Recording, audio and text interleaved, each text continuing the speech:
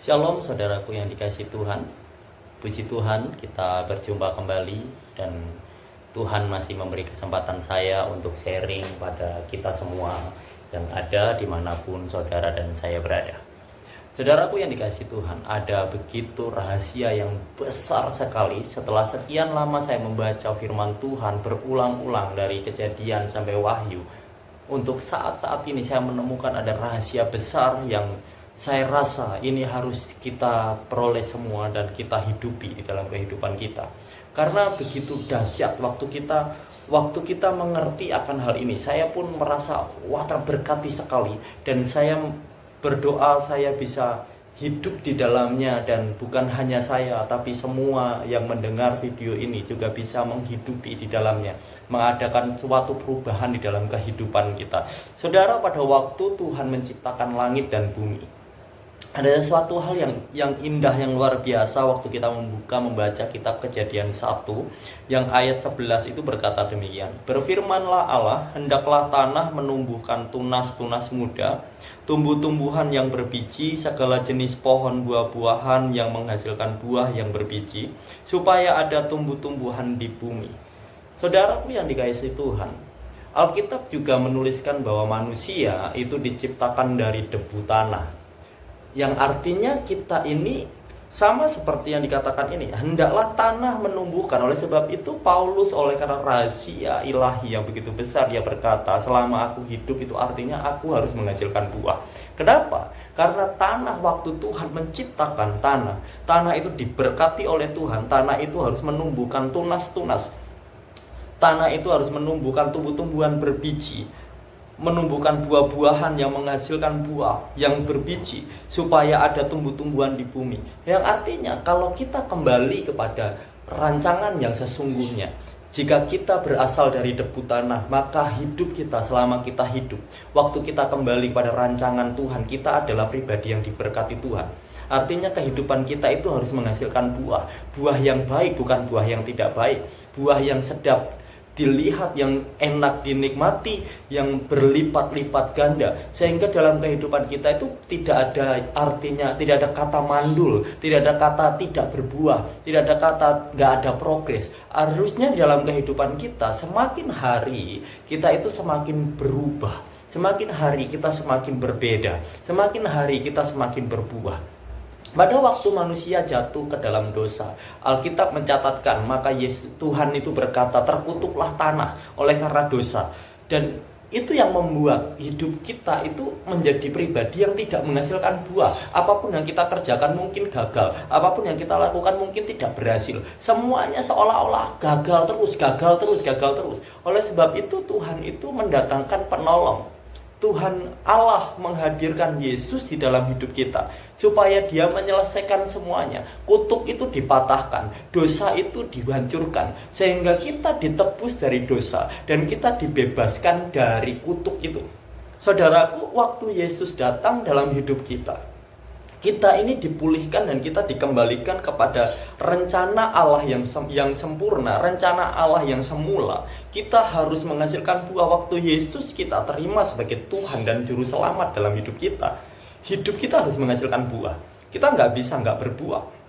Itu kenapa ada firman Tuhan berkata, Dia mau supaya kita itu hidup dalam segala kelimpahan. Kita hidup bukan dalam segala kekurangan, tidak, tapi dalam segala kelimpahan. Tuhan mau supaya kita kembali ke kodratnya kita. Kita itu dari tanah yang menghasilkan buah, dan kita dalam hidup kita harus semakin hari menghasilkan buah. Buah kita itu buah yang manis, buah kita itu buah yang menyukakan hati Tuhan. Apapun yang kita kerjakan, harusnya itu mendatangkan keberhasilan. Oleh sebab itu, ada satu kisah di mana waktu Allah mengurapi seseorang di Israel, yaitu Saul, dia berkata, apapun yang kau kerjakan dengan tanganmu akan menjadi berhasil. Apapun yang kau pegang itu akan jadi berhasil. Dan saya mau berkata, jika pengurapan Tuhan itu juga turun atas kita, kita menerima Yesus sebagai Tuhan, kita menerima Yesus sebagai Juru Selamat, kita menerima Yesus sebagai pemegang hidup kita, sebagai yang berdaulat atas diri kita, maka pengurapan Tuhan itu turun atas kita, sehingga kita punya kuasa yang sama, punya pengurapan yang sama, di mana yang dikatakan kepada Saul setiap apa yang kita pegang itu akan mendatangkan keberhasilan. Itu akan mendatangkan keberhasilan buat kita, sehingga kita benar-benar menjadi pribadi yang diberkati, supaya kita bisa menjadi berkat.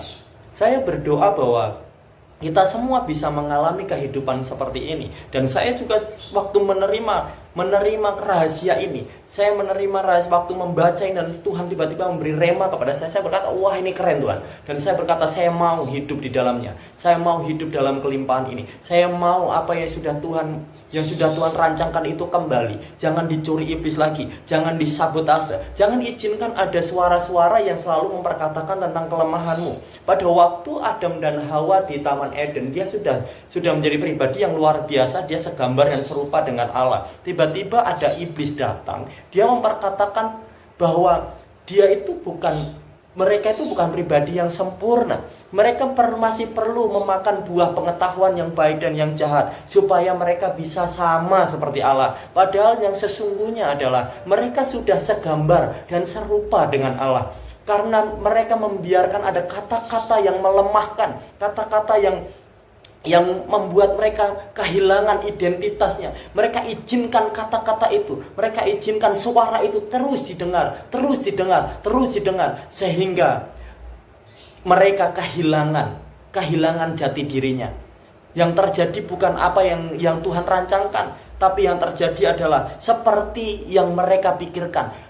Aku belum sempurna, aku tidak sempurna, aku harus menjadi seperti Tuhan. Dia merasa semua masih kurang, semua masih belum sempurna, semua masih kurang, terus kurang. Sehingga dia tidak menyadari bahwa segala kelimpahan itu sudah Tuhan berikan kepada mereka. Akhirnya mereka mengikuti perkataan iblis, dan mereka akhirnya melihat bahwa segala yang ada dalam dirinya akhirnya tidak ada kesempurnaan. Mereka kurang, mereka susah payah, mereka menderita.